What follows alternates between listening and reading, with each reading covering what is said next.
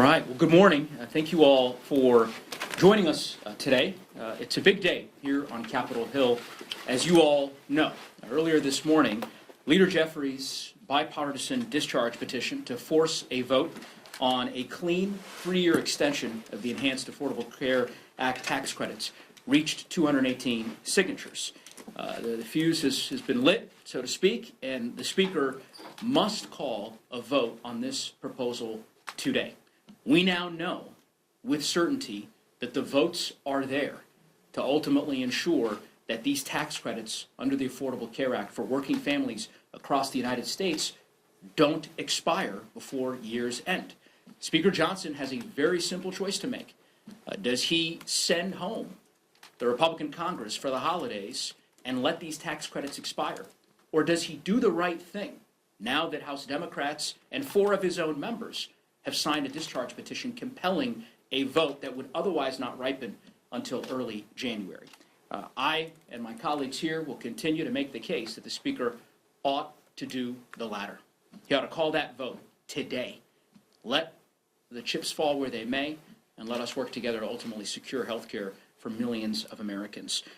With that, I want to yield to my distinguished colleagues here who have joined us, each of whom are really professionals in every sense of the word, many of whom have served as physicians and understand the real stakes when it comes to this particular debate around the Affordable Care Act. And there is no one, in my view, who understands those stakes more clearly than my colleague, the distinguished gentlewoman from Illinois, a former nurse, Congresswoman Lauren Underwood, who serves as one of the co-chairs of the Democratic Policy and Communications Committee.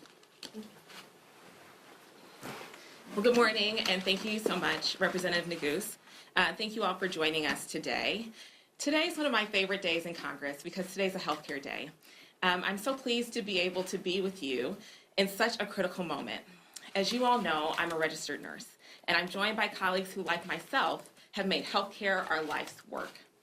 We are just 15 days away from the expiration of life-changing, life-saving healthcare tax credits that have put affordable healthcare within reach for record-breaking numbers of American families.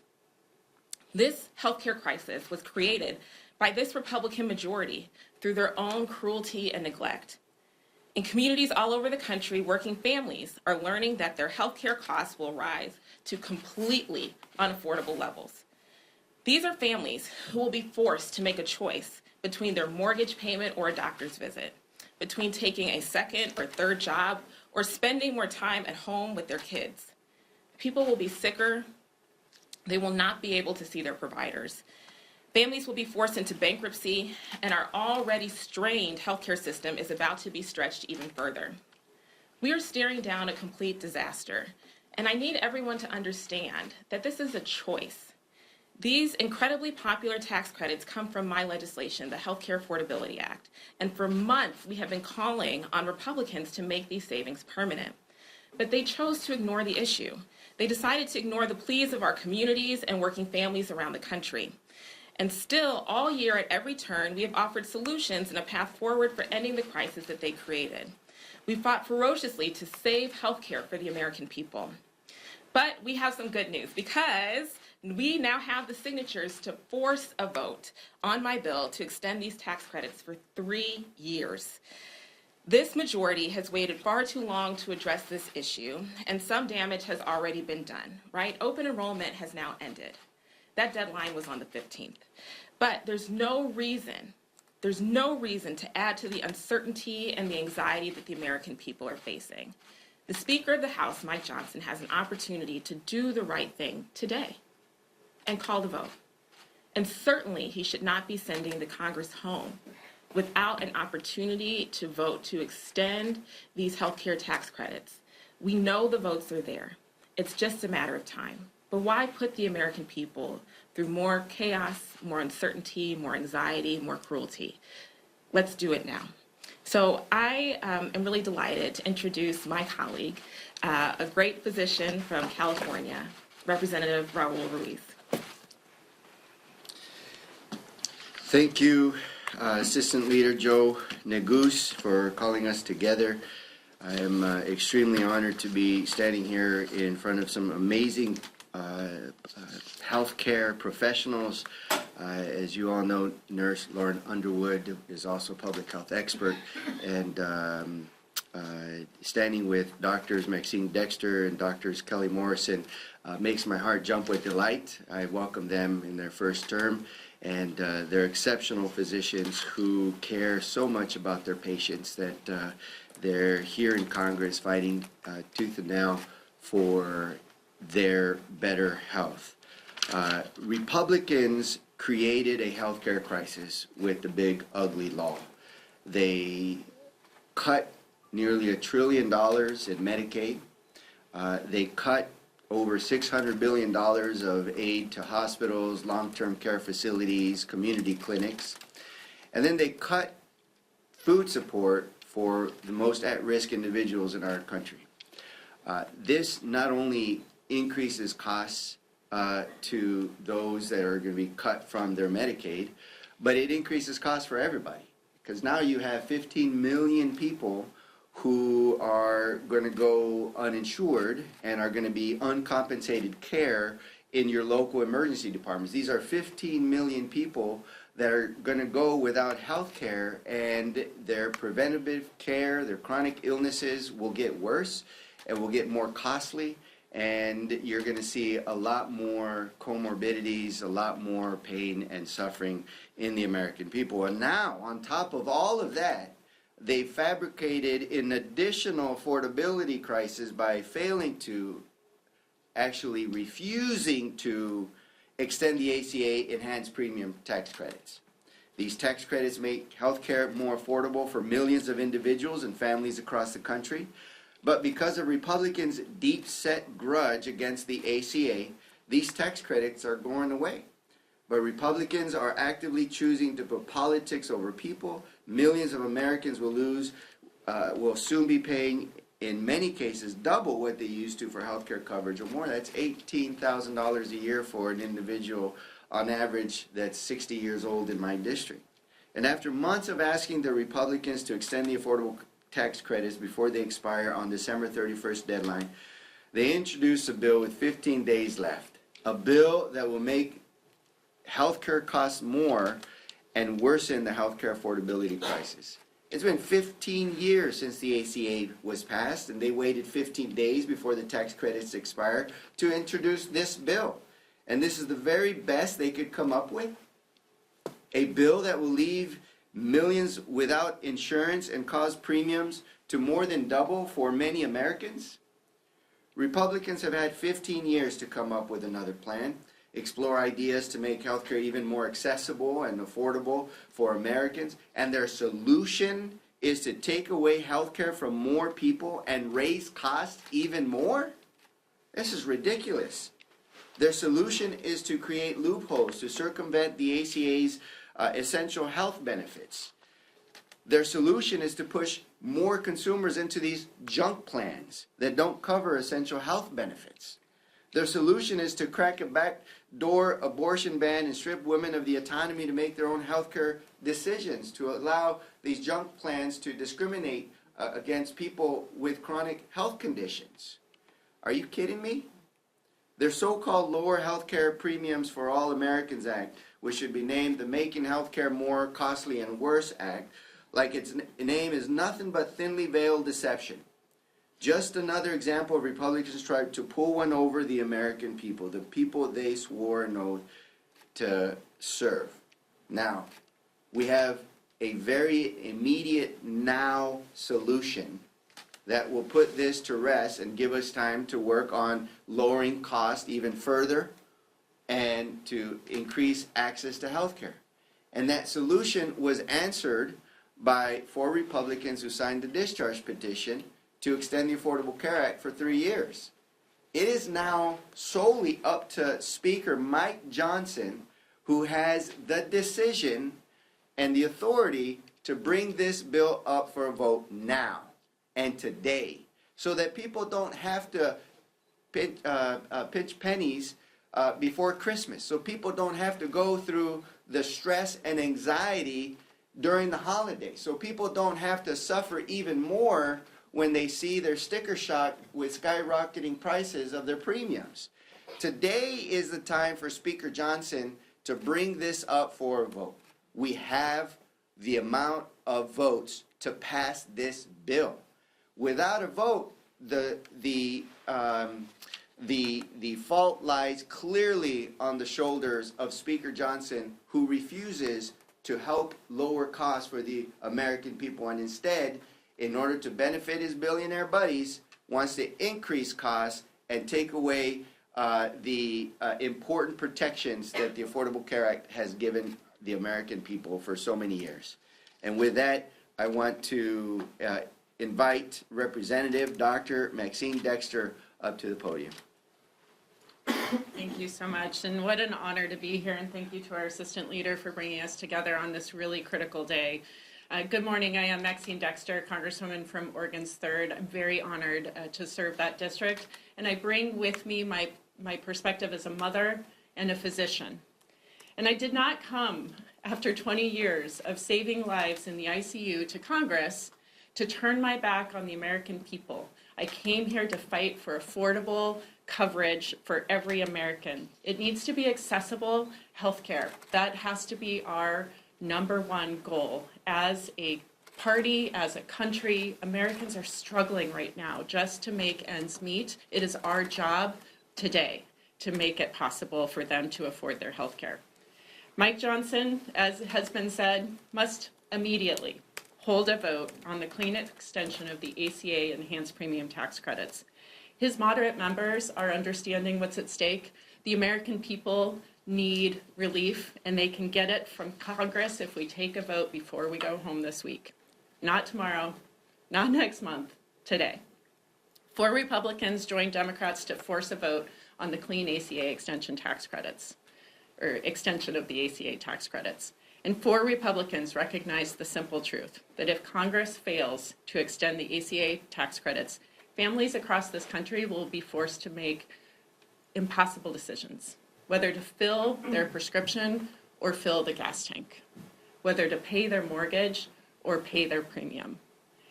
We cannot put our families in persistent affordability crises that we can prevent. This is something we can do today, and we must. Speaker Johnson should bring this bill immediately for a vote, and the life and the health care of our constituents depends on it. Thank you very much. At this point, I get the honor to introduce Representative Dr. Kelly Morrison for her statement. Good morning. Honored to be here with our assistant leader and these esteemed healthcare professionals. I'm Dr. Kelly Morrison. I have the privilege of representing Minnesota's 3rd district, and I am the first and only pro-choice OBGYN to ever serve in Congress. In just 2 weeks, tens of millions of Americans will be forced to pay health insurance premiums that have skyrocketed or get priced out of health insurance and lose coverage entirely. And what is Republican leadership doing in our final 3 days of session? Using the precious little time we have left to kick even more Americans off their coverage and block the bipartisan effort to extend tax credits so that working families can afford health insurance, and shove through a backdoor abortion ban. As an OBGYN, I want to call out this latest attempt at a national abortion ban and include it in the Republicans' health care plan that we're voting on today. Their plan would force private insurance companies to drop abortion coverage. This means even more women, who live in states that where abortion health care is protected, would lose access to care.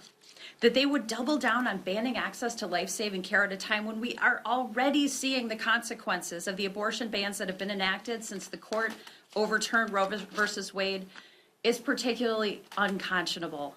Abortion bans literally put people's lives in danger. I am so tired of having this conversation. It is not a joke. We are talking about people's lives. Abortion bans increase maternal and infant morbidity and mortality. So this morning, I'm thinking about my patients and people across the country who, under the Republicans' proposed health care plan, would have less access to care, less affordable care, and more dangerous restrictions on women's health care. And on top of that, will suffer from Republican leadership refusing their access to any health care. Speaker Johnson, as my colleagues have said, could bring the bipartisan clean extension of the tax credits to the floor today, and I urge him to do so. Thank you. again, thank you all for being here. Pretty clear cut. The Speaker should call a vote. He should do it today, and we can save health care for millions of Americans. And I am grateful to my colleagues for really being the tip of the spear with respect to not just this particular issue, but more broadly, making health care more affordable for Americans across the country. I will just say in closing, one of the ways in which I think the Democratic caucus is so unique is that the mosaic of our caucus has such depth and breadth of talent. And you see that with respect to the medical professionals standing here today, Dr. Ruiz, Dr. Morrison, Dr. Dexter, and Nurse Underwood, of course, all, as I said, preeminent healthcare professionals who served their patients for decades and now are serving those same patients and a broader constituency in a meaningful way here in Washington, D.C. Questions? Yes.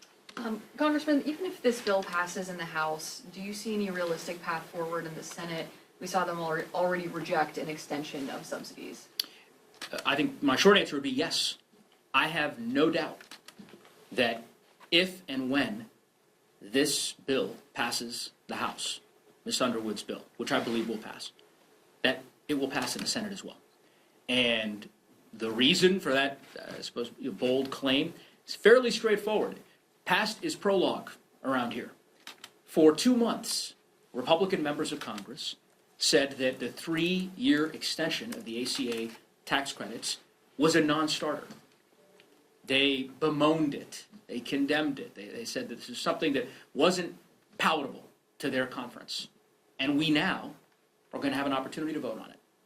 So, yes, while I understand there are Republican senators who voted against this 4 weeks ago, 5 weeks ago, or is it 3 weeks ago? Okay, yeah, exactly, precisely. Yeah, time is kind of blending around here.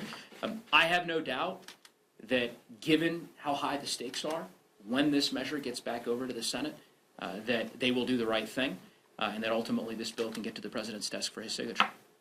That's my view. Yes. Speaker of the House Mike Johnson has made it pretty clear that he has no appetite to bring this to a vote. How does that play into how today's going to transpire? Well, I would say, one, the good news is that it's not up to Speaker Johnson with respect to this particular measure getting a vote eventually. As Ms. Underwood said so eloquently, it's really only a matter of time at this point. The discharge petition will ripen. It will take 7 legislative days to do so, so you're talking about a vote potentially in early January. And we know that that vote will succeed because the petition has the requisite signatures. So the only real question is Mike Johnson going to allow, as Dr. Ruiz said, families in Louisiana, in Colorado, and across the country to be scrambling over the course of the next 3 weeks as they face these exponentially high premium increases? Or will he do the right thing and simply call the vote now, given the fact that his own members of his own conference have now signed a discharge petition led by the minority party here in the United States Congress? One would think that he would do the latter, and again, if past is prologue, we've seen this movie before.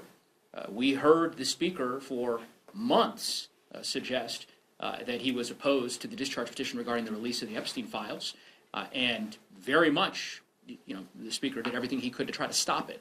Once that discharge petition had the requisite signatures, a vote was called shortly thereafter. So I would hope that, as I said, Republican leadership would see the writing on the wall, call the vote now. I cannot understand the cruelty of an approach that you're suggesting they might adopt, which is essentially saying, even though we know there are votes to extend these healthcare tax credits, we're going to send everyone home for Christmas anyways, and we're going to delay this vote until the new year. I just think that is a patently cruel, unconscionable approach, and Mike Johnson, I think, will face electoral consequences, as will his conference, if they make that decision.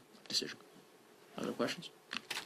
Yes. Congressman, I want to ask about pharmacy benefit managers. This was brought up a lot in House Rules yesterday, and anybody can answer this. This was brought up frequently in House Rules yesterday. The seemingly bipartisan perception that they're kind of opaque middlemen. They raise prices, reduce reimbursements, especially for independent providers, reduce patient choice. I want to ask, is there a proposal, a plan amongst Democrats to potentially either alter their role or even remove them in entirety? Dr. Ruiz serves on Energy and Commerce Committee. And So if you look at what Republicans and Democrats have passed out of committee, it's been one of more transparency. So that the American people, Congress, and others can identify where these cost savings are going. Are they going to line the pockets of PBMs, individuals, or are they going to cost savings for patients? Once you have transparency, then you can adjust the equations and the formulas so that we can ensure that, in fact, it's the patients that are reaping the biggest benefit from this. Where you go from there is still up for further debate and further legislative actions. In addition to that, we're in this scenario 2 days before we leave, where you have a discharge petition that passed, and you have a lousy bill that's actually going to raise costs and kick 1 million more people off of their health insurance on top of what the big ugly law already did. And during the government shutdown, this same speaker canceled work. It was work that we could have been working on in a bipartisan way to come up with a good bipartisan bill that would lower costs, expand access to health care.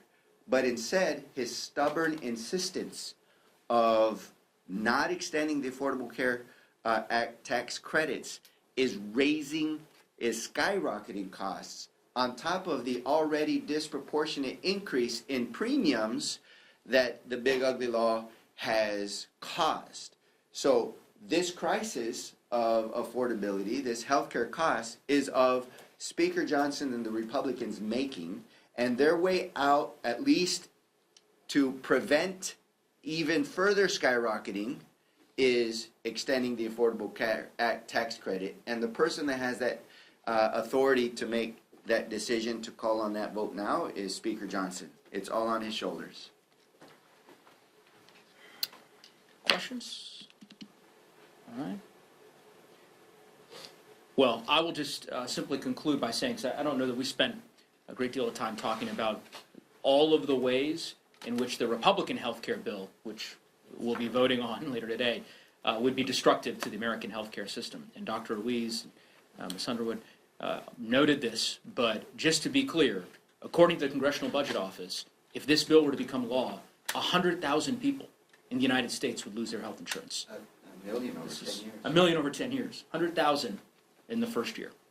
Right. This is their health care plan.